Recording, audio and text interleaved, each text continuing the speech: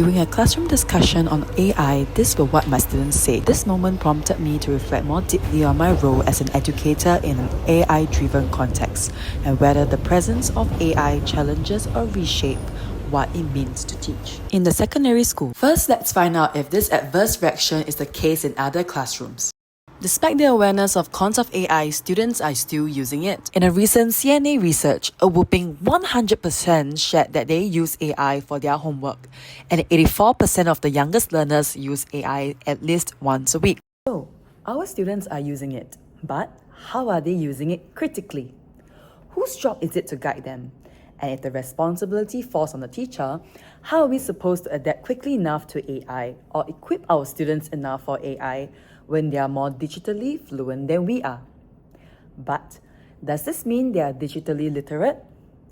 We assume that because students are digital natives, they naturally understand the digital world. But familiarity is not understanding.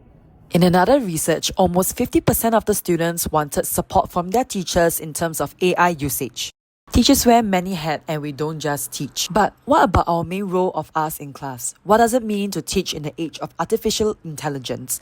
Is it just knowledge transmission or is that turning obsolete? A college professor allowed students to use JAI to complete their assignment. But a twist, the students are now challenged to critique JAI's creation. This encapsulates the essence of the direction which you head in, which is to grow in the digital literacy. This is not the same as digital fluency. It's beyond the operational function of using the tools, navigating the websites. But we need to equip our students to be digitally literate. To be literate is to critically evaluate and discern.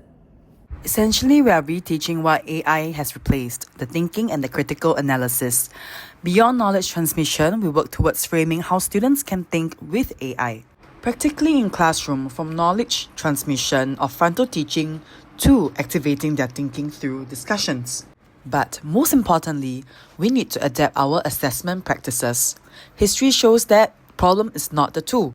From the learning machines to computer in classroom, we have adapted and we will adapt again with AI. I wanted to see what this looked like in my own classroom, so I designed a simple task with School AI. School AI is a website that allows you to monitor student responses with the chatbot. For this assignment, I got my students to put in their written speech into the GAI for corrections. This is a screenshot of their chat history. No further instructions were given and many of them just simply asked the bot to rewrite their whole speech. After that, I got them to put on their critical lens to look through what the bot has given them. And then I saw an improvement in their chatbot history where they were able to critique what the AI has given them, putting on an evaluative lens more than just accepting whatever the bot has given them. Dr. Lee states that students must learn how to think with AI and not just let AI think for them. One practical framework is AI assessment skill.